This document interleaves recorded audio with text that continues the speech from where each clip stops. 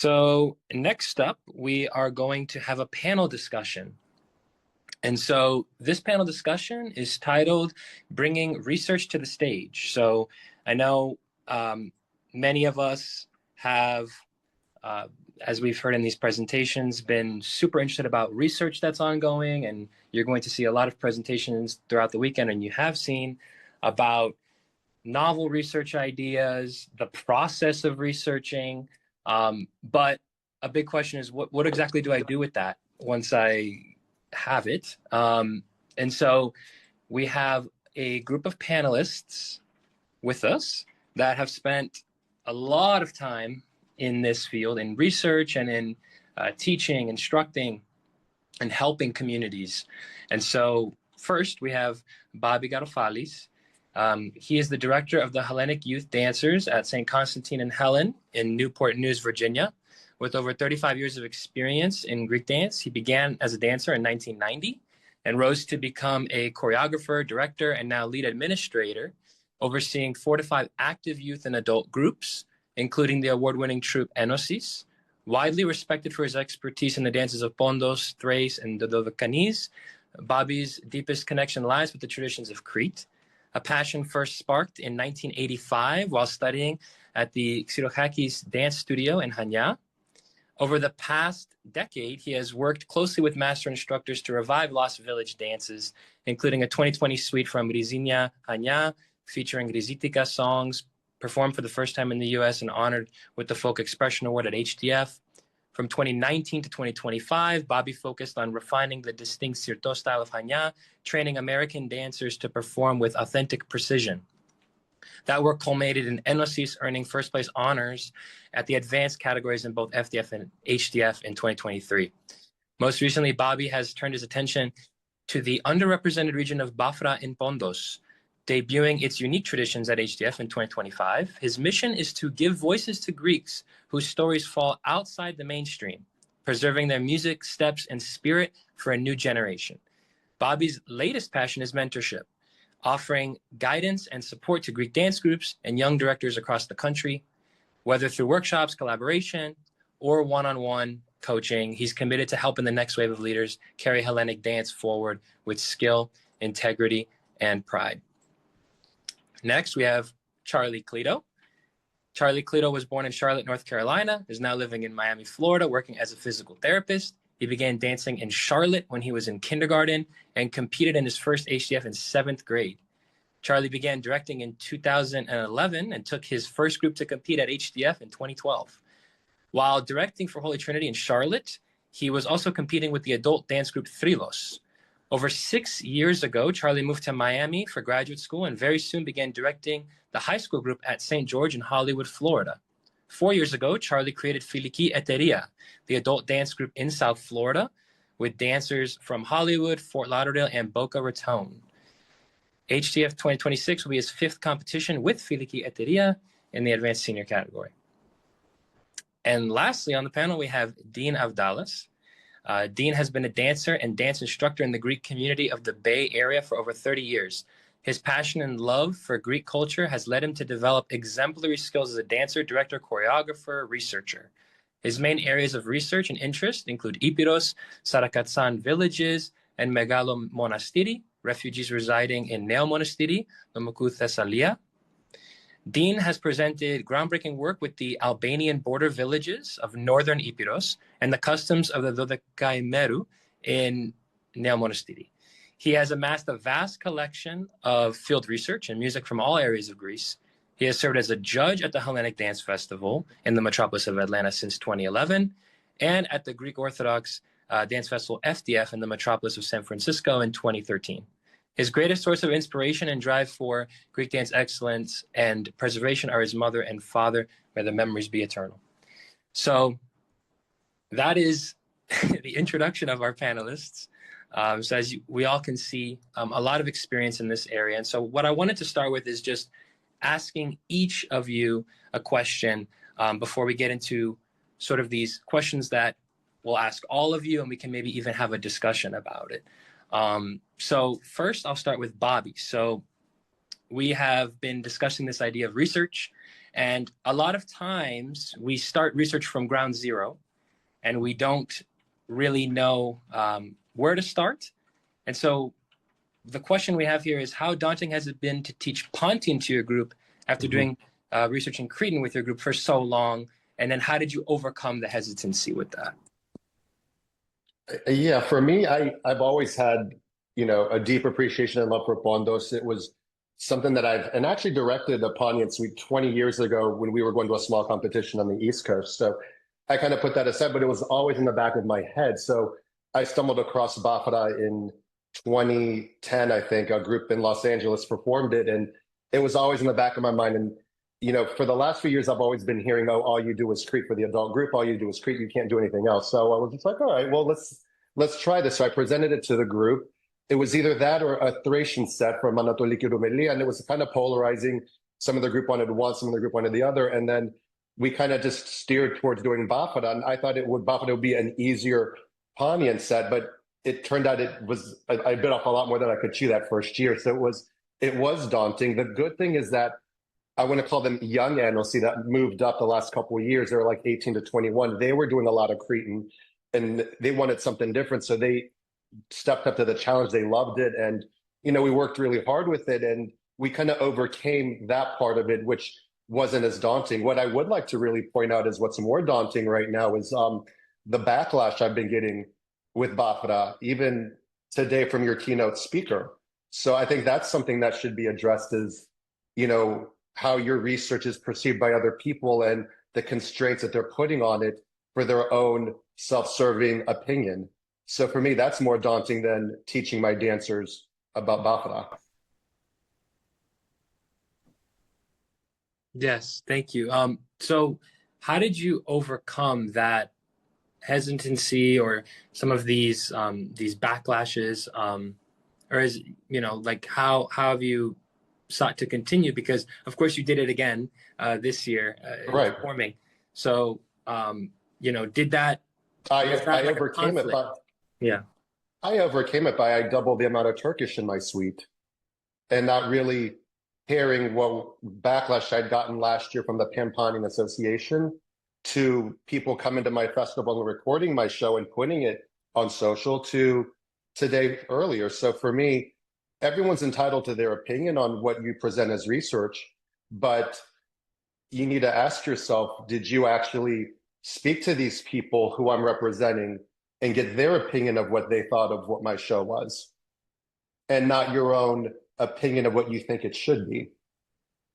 So for me, I'm just doing, I'm presenting it as authentically as possible, especially consulting with people from that region, musicians I have from that region, and sources that I have who, after the performance, great, the accolade was wonderful that I received from the judging panel. But to me, that's secondary to the DMs I was getting from Avdalas, literally just saying thank you for what you did. So to me, that, is more validation than what other backlash or what other opinions people are giving into what I presented this year and last year. Mm-hmm.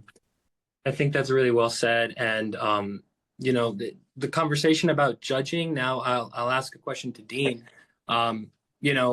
With this idea of research and, when you've been judging at dance competitions for many years. So how much do you weigh research into your criteria personally? And that'll tie into some other questions where, what if you really don't know about an area? How do you go about judging that at a competition level? And that's a good place to start, I think. Oh, sorry, I think you're muted, Dean. Sorry. Can you guys hear me? Yeah. So your question is, what happens if I don't know an area? Right, or how much haven't seen it? Okay. All right. So in general, when you judge, the problem is a lot of people think the judging is like you look at it and everybody should be on page if it's really good or really bad or whatever. All groups have issues. A lot of times it's staging, how they start their show, how the middle part is, and how your ending is. Is there how much energy? There how much what do you call it? Personally, I feel I've probably seen everything in Greece. I think every region, because I've been doing this since like 89, I've been directing. So something's, through trickle down, I've probably seen something.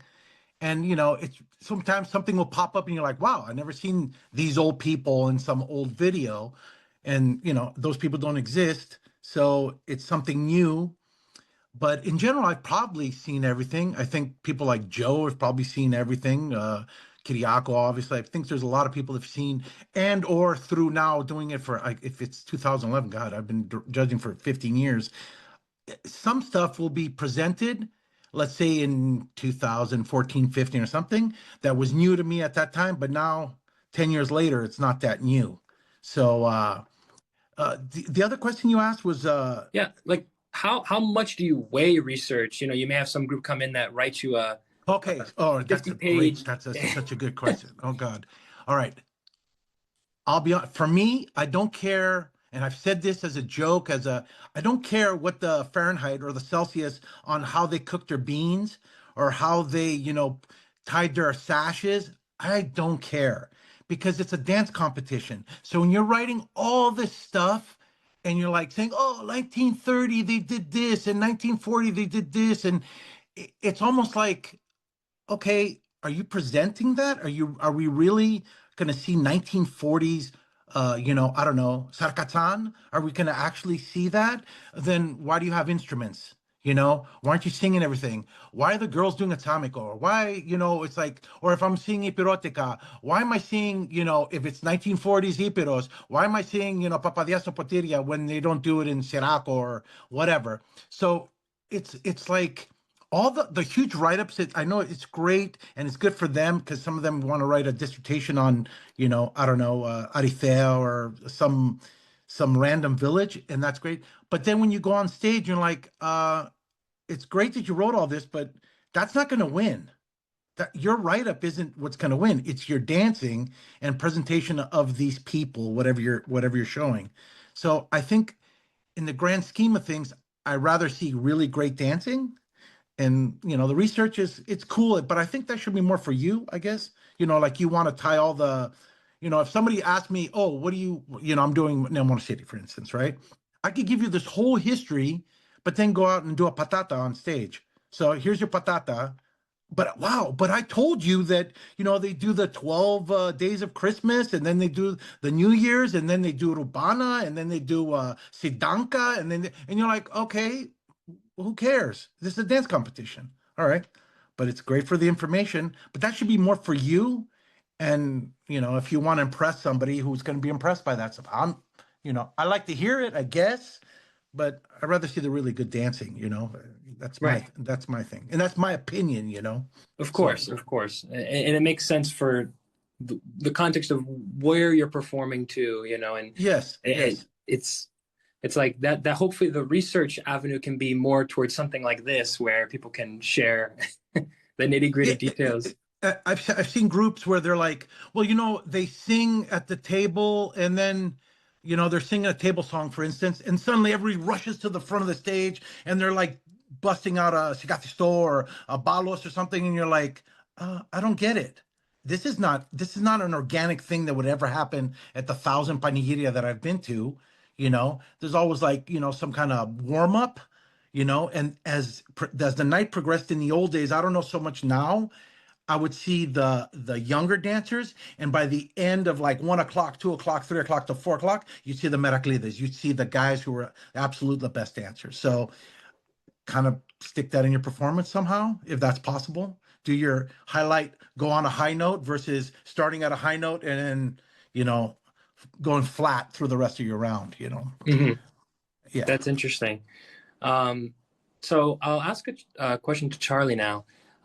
So with your past performances as both a dancer and a director, predominantly being towards the Thracian, some island based, what shifted it to Ceres? And this is kind of similar to the question I asked Bobby, which is really like when you're going from not exactly a ground zero, but when you're really having to start a process of research and then bringing it to stage, what shifted that to Ceres as a location there? And what Um, got your attention about it? so I guess similar to Bobby's answer was it was always there. I always had an interest in Ceres and the different villages in Ceres, but what I knew was nothing. So I would say what drew me to it was the music. I guess similarly to like the Thracian and the island that I prefer, Kyklavis, and the use of tsabuna, that like loud room filling music is what drew me to Ceres. So it was always there in the background. It was just, okay, how do I get there? Growing up in Charlotte, we were very Thracian mainland and a little bit of island, like you said. So I didn't have anyone to kind of teach me the groundwork. Um, so when we started Onyxy, probably, I don't know how many years Onyxy has been, maybe 14, 15 years, we brought Jordan, probably one of our first events, and then he would do like little private workshops with each director. And I would say probably about 14, 15 years ago, he did a one-on-one workshop with Vamba Kofito. So I always had the desire to do it. It was just, how do I get there? And back then I was teaching kids, and I didn't feel personally comfortable and ready to teach it. And I didn't think that the kids that I was teaching were going to be ready for that either. So then when I moved down here to South Florida, I was much closer to Jordan in proximity. So I was kind of able to lean on him a little bit.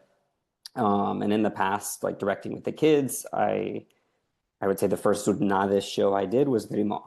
Yes, that's Thessaloniki, but very close in kind of, I feel like merging what I was comfortable with, which was Thracian, and trying something new and something that I was really curious about with using Zurnades. So that's kind of how I got myself towards looking into Ceres a little bit more as I got older and when I was in South Florida. And then I started Filiquieteria, and I was like, well, I'm not going to do my first year and just go and do something completely new and not be ready for it, because this is advanced senior. I've performed, I've won in advanced senior before, so I know what the level of competition is competing against both Dean and Bobby in FDF and HDF. So it's like, I have to prep myself. So I started with Petrota, which I was very comfortable with. I had done for a couple of years. I had good information on it. I had some dances and songs that I've wanted to do. And then I did Vrimo 1 year to again kind of build into that Jornada Ceres vibe. And then I finally made the switch. And then I got a really valuable resource in Serio. Have communicated with him kind of constantly throughout the past couple of years, and have learned these different nuances that the villages in Ceres has. And I've tried to take them and put them into my shows to show the differences between like Siderokastro and Vambakofito and Kimisi and Ayopnevma, all villages in Ceres, but all vastly different in the little nuances and the way they're danced. Interesting. Yes. And I think many of us probably feel the same way, is that we really get drawn to these areas from the musical side. I mean, even like as directors, just exploring different things, and music many times does draw us. But I wanted to ask you in connection to that, we'll take a step back, and I'll just ask each of you, what is research to you? Because we're saying, okay, use research to get you into this material or put it on stage. But I think it'd be helpful to identify, we'll start with Charlie, what is research to you? And because there's a lot of debate, is it just ground research? You go to Greece, you're on the floor, finding new things. Is it just, the contentious YouTube discussion of, is that research technically? So I was going to go to each of you and see what you thought about it. So we'll start with Charlie on this one. I think it's a little bit of everything. Coming from like a healthcare and science background, like we learn that there's levels to research. There's primary research, that's like the feet on the ground, being there. And then there's secondary research, which I feel like I've done most of mine is I am introduced to someone, or I use someone like Stedio, like Jordan, like Papa Costa, to show me the area that I'm interested in, and then we go from there. I mean, haven't had the privilege or luxury, I guess, to when I am in Greece to go to these areas that I want to go to and learn Greek dances because I'm there for such a short period of time. So I heavily rely on using videos and using these discussions. Like if I'm gonna start becoming interested in Epirus, I'm gonna send Dean a video and say, hey, I found this. I like this. Tell me about it. And then I'll use that discussion to kind of help to create the show that I want to create. Or use these conversations, use videos that Sergio has sent me or that Jordan has shown me, and put them together to be put on stage. And I feel like I've tried to really do that with Cetis because that was something that was completely new to me, but I've never been. So I would get a video from Jordan that he took over the summer, and it's a video of men singing to Gaida. You don't really think of Gaida when you think of Cetis, but in Bambakofido and other villages, they used Gaida. And the men don't typically sing. So I was like, I want to show that. That's something that's cool to me. Tell me more. Let me send this video to Stedio, see what he thinks about it. And then using all that information to kind of put together my show and my ideas and see if I can properly represent that on stage. Interesting. Dean, what do you think of this question of what is research really? Is it field research, YouTube, mix of both? How do you view it? So the thing is, because I'm so old, when I started, it was basically dance instructors, and some people comes up to you and said, you know, what you're doing isn't really correct, right? So then that starts the journey of what is correct. For me, I've kind of organically learned to dance. So it's like thousands and thousands and thousands of hours dancing. So, and almost like the progression of like mistakes, a little more information, a little more information. It's a little bit easier now for directors to just go on YouTube and say, oh, I saw this group from Asvestades and they're dancing and they look really good. But then you're like, well, if you kind of saw Asvestades maybe in the 80s, you know, before the fracturing and stuff, you might have seen something that's 100% different than what is now, because you have to take into consideration there might have been a dance teacher, maybe not from Asvestades, that's gone into the village and said, I want you guys to sing this song, present it like this, get on stage, and now show it. So there has to be almost like, okay, if you think I'm a source, as like, I'm an epirotico source, right? And you look at what I'm doing, and then you say, okay, that's one. But then let me go to the village that I'm doing and see what they're doing. Now that's two. That's the second source, right? You videoed, you documented, whatever. You dance with these people, you get their style, the feel, the passion, whatever they're doing. Third, let's get another source. Let's say Papa Costa. Then you get a fourth source. You get, I don't know, XYZ. Maybe you talk to the musicians. Because in the musicians, I think that was the first key in like 90 something. Somebody says, if you can get a hold of the musicians, they will tell you who the good dancer in the village is. And then you go and talk. I was in Crete for like a month in Kissamos for my cousin's Aravones and then wedding and baptism. And the musicians there were relatives. And I talked to musicians. They're like, you need to go and videotape these four guys. So I go and videotape those four guys, and I'm looking, I'm like, well, this doesn't look like any Cretan I've ever seen. And this is 26 years ago. So I'm saying to myself, all the Cretan I saw was like people jumping off of chairs and bottles and, you know, doing some crazy stuff, tourist stuff back in the day. And I'm like, well, this looks different. Then it also looks different than Heraclio. It looks different than Sitia. So you got to get these more sources. You need to keep looking and looking. And another thing is, anybody who says, like Bobby said, oh, you know, all you do is Cretan. Is he doing the perfect Cretan? Am I doing the perfect Epirotica? It's like you keep having to progress. If you're doing a Naxos, keep doing Naxos. Let's say you get Naxos and you're fourth place, fifth place, whatever in a competition. You're doing something wrong. Don't you want to keep working on Naxos till you do it the best? Don't ever stop doing that. If he's doing Cetis, keep doing Cetis till you figure it out.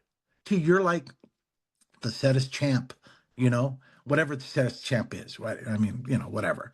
Like if you're dancing like some Baraba from back in the day, if you got that guy's style and you're looking like him, you're good.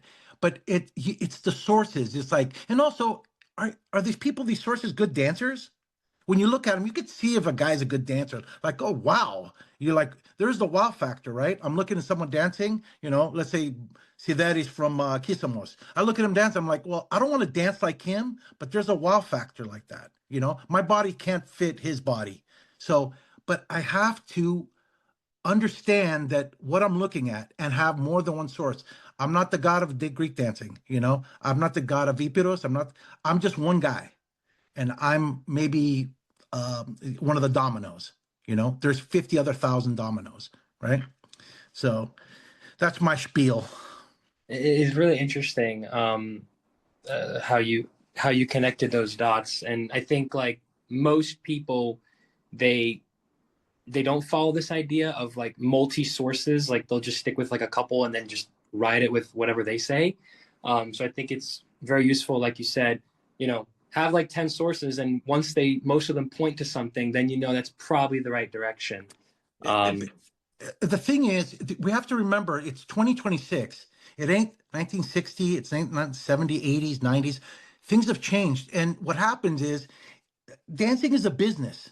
Okay, there's people making money off of this stuff, right? A lot of money, no money, whatever, but it's a business. It's not a business for me. I'm a painter, whatever. I'm not making any money. I lose money when it comes to Greek dancing. I've always lost money with Greek dancing, but it is a business. So if I'm a guy who comes from Athens and I dance next to a papu, and I put almost like a notary stamp on that and say, look, I danced next to this guy who was the best dancer of the village in that generation. Let me sell. Don't buy, sell. I'm selling you my business. And I might alter things. There is something altered the minute I take something from the village, and I don't give the village the credit. I don't even put these guys' name on there, maybe. And I put it on a stage and I say, this is how it's done. Bullshit. That's not true. There's 50 variations of 50 different people going on here. But I homogenize it, I make it into one thing, and I say, this is what it is. This is what Greek dancing is. So take into consideration, some stuff is sus. Figure it out. Go see it with your own eyes. Breathe it, live it, and then present it. If you don't do that, you're just copy paste, and doing, copy paste is like, I see more copy paste at HDF and FDF than anything. Oh, let's put a tree in the middle. I saw a tree in the village. There's a tree, so that makes our dancing that much better. Anyway, I'm getting off my no, it's my good. soapbox. It's good. This is what we want. Bobby, Yeah. what do you think of that? What is research to you, and how do you view it? Oh, sorry, I think you're muted. Sorry. Yeah. All right. I think we need to first define what exactly is research. Like, what's the scope of your research? And it's different for everyone. For me, research has been on a broad scale. First of all, when I did Asterusia, no one knew what Asterusia was back in 2017, 2018. I remember telling a judge, he was asking me in 2017, what are you doing next year? And I said, Asterusia. And he's like, what is that? So I'm like, all right, well, I get to present, that's my research. And then I kind of drilled it down to then presenting a research. Okay, they do a pedicto completely different here. And then the other year I showed them doing it on the left leg. So that was research. Another thing of research is, Ethima, where, I presented, for example, this year, Dueto with Iskamilas from Kaina and Kriti, which is also new. And then another aspect of research is Rizitika I did in 2020. And then I drilled it down in 23 with a specific Rizitiko song from a battle that they did in the Kisamo region back in the 1860s. So you had to first define what is the research you're doing. And then from there, I'm not that far behind Dean, where I grew up having to go to workshops and learning the dances, to now progressing to 2026, whether it's YouTube, whether it's FaceTime, whether it's Messenger. I deployed people, for example, to connect me with the Cultural Association of Kaina, where I interviewed them extensively about the Atimotis Kamilas. So there's different avenues now. So once you figure out what you're researching and what you want to present, you have the resources of, going online, which is a minefield, because on YouTube, it's either great or it's shit. And then now you have connections with, you can find musicians. For me, the musicians have been a big source of opening doors and avenues. And then from there, connecting with cultural silogi. For example, I have a pretty close relationship with Lau Grafico Milonton Canion. Now I made a relationship with the Cultural Association of Kaina. I met the violin player from Adikitera, and he gave me all this research about how they do the Etimo Duagomirona. So again, like once you drill down what you're researching and what you're doing, then you have the connections to make. And again, I don't have a whole lot of time to do field research. And, I envy the guys that are 20 years younger than me that, I'm going to go for a week and spend my time in the village to, research. We don't have that luxury for a lot of us who are working now, but we can make connections, deploy people to get us the information that we want. And then from there, it's a whole other discussion of how you're going to take all this that you're learning and package it pretty in a 13, 14-minute set on the confined stage with a confined angle to present it, which is a whole other different topic right now. But yeah, I mean, again, in 2026, you have so many more avenues than what me and Dean were given 20, 25 years ago. And that separate topic that you said actually is the next question. Beautiful segue, right? Yeah. So what, that approach to applying research that you've done to the stage, this is really the core of this discussion is, and maybe even name an experience that you have doing this. I think that'll help most of us. Like that process of putting it actually to the stage and having to now stage it and choreograph these elements, and maybe an experience where you've done that.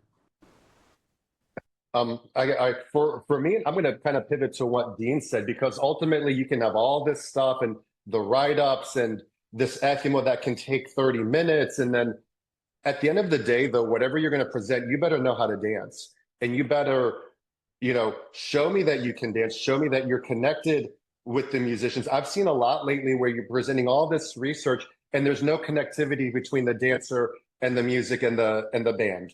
So for me, that's a big, negative. There's no connectivity with each other. You're going through the motion, you're waving your hand, you're going to the microphone to sing. That's nice, but ultimately, if the main thing of what we're doing is presenting, also showing dancing as an ability of one on stage, then the research cannot overtake that. So for me, like I had a difficult process with my Camila Tiscainos, because you have to look at, when you're presenting your research, what are the demographics of your group? How many people are in your group? How many tier 1 or high level dancers do you have? How many mid tiers? How many dancers do you have to have that you need to hide on stage? Because let's face it, I mean, for me, I'm very open to who dances with me, but I have to kind of balance it out and make sure it's presented accurately. And then you have the angle of how you're presenting it. So for me, I took what I learned about these Camilas, I, created them on stage for, I think, a minute. And then I only incorporated them in my staging as a part of my staging to kind of just break up the dancing and break up the lines. So ultimately for me this year, I kept it, I showcased the dancing, the connectivity. I had great musicians from Kaina. But yeah, I did not let my research this year or other years really try to overtake the whole presentation, because again, you're boxing it in 13 minutes, 14 minutes, show it for a minute, incorporate it subtly through the performance, but cultivate your dancing and your dances. And for me, that's been my biggest, success, and what I'm really enjoying is I've cultivated dancers now who are half my age who can honestly outdance me, and which I'm more than happy to take a step back to and let them, take the show. Interesting. Dean, maybe you have some insights on research to stage, and you're maybe an example of when you did this. Research to stage. I don't know, like research to stage, like I went and researched something and went on stage. The best example is I think the first time I ever saw Nemo City was, I think, I want to say 1990 or 1989. I had Charlie Kiriakou would send, he's one of the first guys who did documentation of a lot of, and he had this whole archive that you could actually just buy videos from him.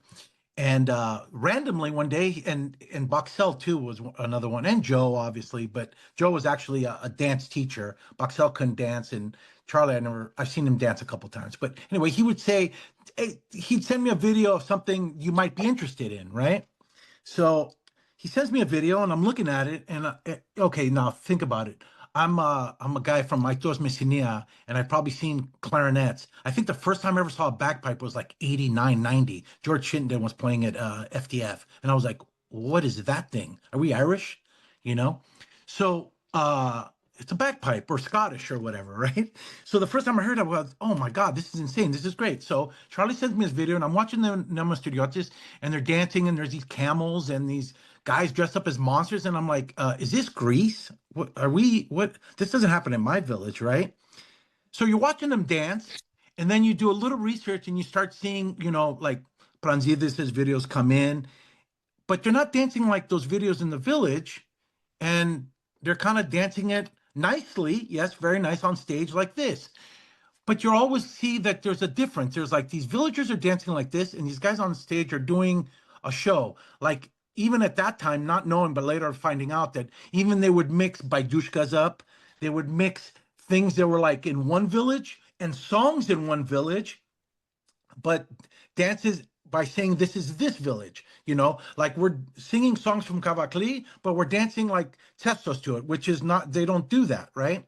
But this is like again, trickle down where you're like, oh my God. So in like 2010, 11, I was like, I'm going to do Monastiri. I'm going to go figure it out. I'm going to go to Monastiri and talk to these people. And of course I talked to the musician, Stefano, and I was like, dude, I've been watching your village for like 20 years, right? Not 20 years, that time. Yeah, 20 years. And I'm noticing that nobody's, and he goes, yeah, it's a problem. We're doing Kung Fu cestos here with all these figuras, but this is not what I grew up in. Would you like to meet up? Let's meet up in the summer and then we could discuss. And you can meet actual real people who've done research in our village, our villagers, and see them how they dance, how they move, how they sing, and it was like almost like for me a validation of all the years that I've done research and looked at stuff where people are like, no, it's got to be a straight line. It's got to be, you got to do we even did that, I think in 1994, we did that different Baidushka. We did the Kavakli Baidushka into the Monastiriotico Baidushka, which that stuff wouldn't fly now, but it flew back then, right? But again, trickle down, you're learning more, you're learning more. And now you come to the thing where it's like, yes, you were on the right track, but now let's really get this train going, right? Where now I could be like, now can even say that there's groups in Greece are looking at something at FDF, the better groups, and copying it, where I finally, I think after 13 or 14, I'm seeing circular cestos, the correct form of cestos. But Bobby could tell you the same thing, where Cretan, what was Cretan before? It was straight line Cretan, first guy comes out, next guy comes out, and then, it never moved in a circle. But you're like, we have tons of facts that Cretan was danced in a circle. Even the Kisamitika, it's in a circle. And Bobby presents Kisamitika in a circle. If I remember correctly, Bobby, you could tell me if I'm wrong or right. Yeah, I've done both. But you're right, Dean. I've noticed that in Crete now too, that you're seeing a reverse trend where some of these performing groups now are actually doing it like they should. They're not doing 10 million guy variations at the same time. Yes, exactly. So exactly. So that's a good point. Now, where I'm at and where Bobby is at, okay, you can't be 21, 22 years old and say, well, I'm going to match this guy who's 56. I've seen it all. Or I don't know how old you are, Bobby, 40, 41? How old are you? Right? We're joining, I'm joining your decade. Good. I'm joining your decade this year. All right. So. We're having a big party then. So you're not going to match me, who's like it's danced Macedonian, Cretan, Pontic. I've danced. Forget that. Forget me. What you can do is start your journey, plug and play. What is it? I'm going to do Hios, right? Go find guys who know Hios, get the resources, maybe find some old guys. They're there. Try to get them and look what their styling is, what do you call it? And also you have to be a little bit athletic. I'm a big guy, but you have to be a little bit athletic and you got to be probably the best dancer in your dance group if possible. You got to get to the point where you're like, I'm going to do this figura, I like my tamica. I'll never dance a tamico 2 times the same way. stylistically, my body moves how it moves, but if I was to perform it, I would dance it every single time something different, in a different pattern, in a different, because it's also feeling. You have to have a connection to the musician, like Bobby says. If you don't have that connection, and the musicians over there, I see a lot of groups doing this. They put their musicians on the side and they're dancing, and you're like, what are we doing here? This is the anti-dancing. I Where's was the guilty of connection? that for a while. Everybody, and we did it too, man. We did it too. You know, we won by doing it too. So my Ipiros, I did Ipiros in 2000. I wouldn't even show that video now. You know, we win sweepstakes with that. It's like a primary group will outdance us for when we did it at 30 years old at FDF, right? So again, it's a journey. It's a journey. I will learn something. So I've seen miles and miles of Neo Monastiri, right? And Megalo Monastiri and Trikala and Pella. So last year, a video comes into my hands that I've never seen before. And it got me emotionally kind of angry, because there's the gatekeepers too, that I hate these people, that they videotape and have it in their closets, you know, something that, like, somebody like me who appreciates, I'm not going to make money off of it. You're keeping it in your closet and you don't want to show it. Parados is for everybody. If somebody asks me, hey, Dean, can I have a video? Can you? Yes, anytime you want. Anytime you need something, I'm an open book, because my life is finite and it's got to go on to somebody else. Somebody else has to come and continue this. And this Greek, you know, ethnicity, whatever you want to call it, whatever we are, right? We need to push this and keep this alive. FDF has to keep going. HDF has to keep going. You know, I have little old men dancing in my head, and I want them to live on. I want them, these Ozaniases and, you know, the Petro Lucases and all the people that have passed away. I want them, you know, someone like, have you ever heard Lefteris Kranias, the music? No, they're like, who's that? You know? Well, he was a guy who died like 1980 something or something, 1990. So I want you to hear his interpretation of this music, you know, or Masopoulos from Metzovo. I want you to hear the way he played Clarino versus what they're doing now. So somehow, some way, it has to be progressed on, so it goes on for another 100, 200, 1,000 years, whatever it is, and we keep Greek, you know, these Greek traditions, you know, maybe Albanian, maybe Turkish, maybe whatever. You know, every time you post something like, oh, that's Albanian or that's Turkish or something, okay, all right, cool, congratulations, you know. But yeah, so that's basically my spiel. That, like I said, I found a video last year that I'd never seen before from like 50s or 60s, and I'm like, how come I haven't seen this in 40 years? Because somebody's gatekeeping it, you know? And I think that's kind of lame, you know? Yeah. All right. That's my spiel. And actually, we'll segue to Charlie too. I want to hear what you also think about this idea of applying research to the stage. Are there any considerations you've had and you've learned, and then like an experience you had about that? It's a very interesting discussion so far.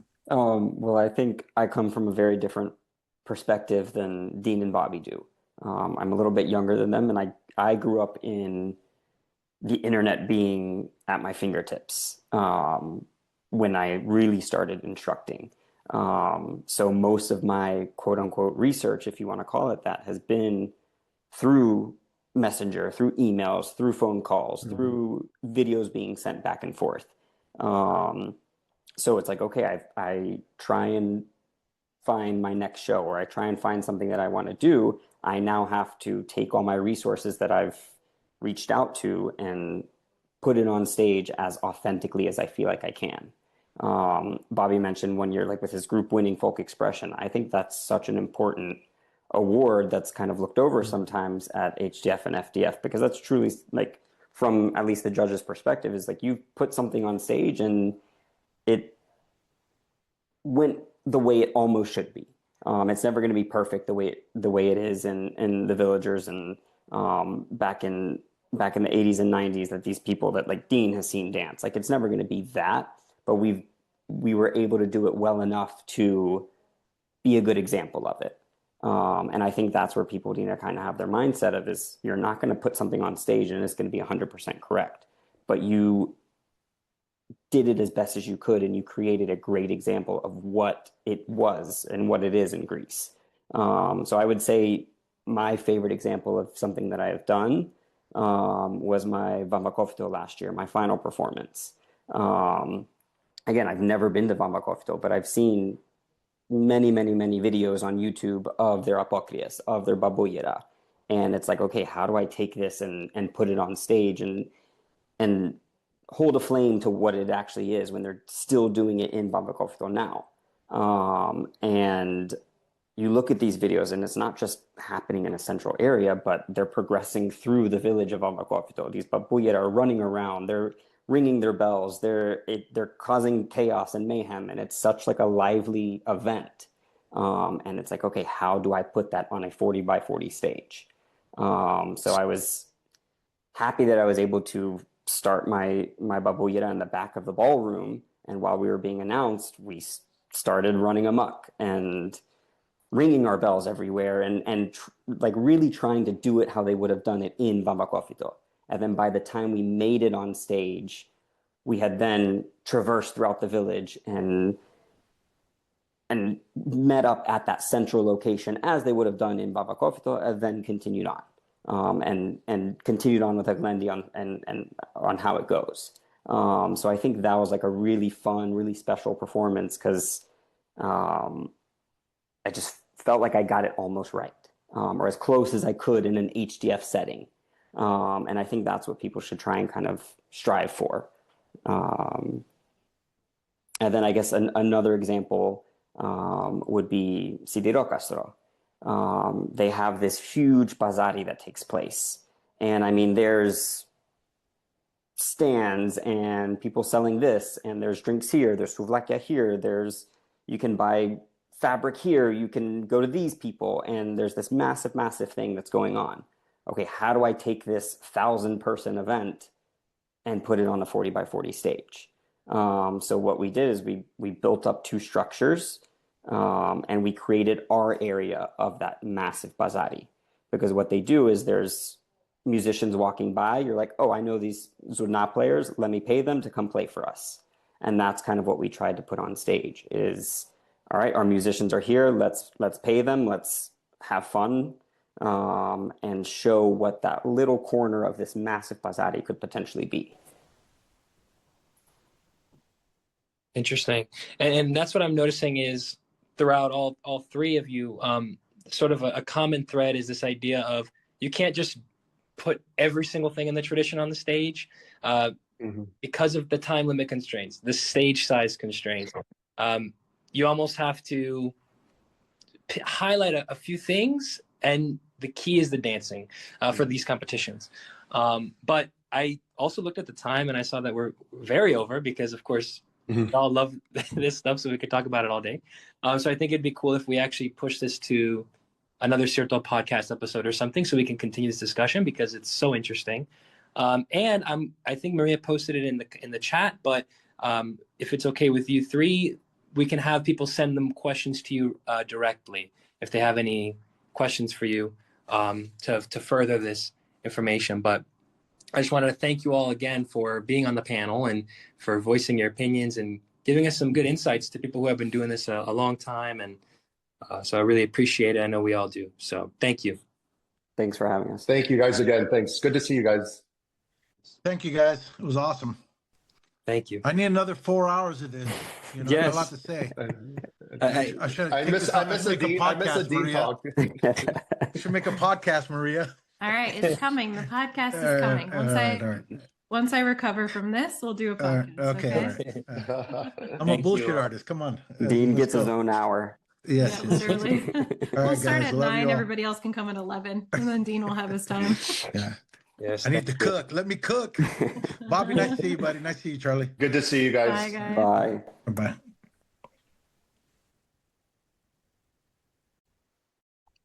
Hello, everyone. Risto, is that you? Yes.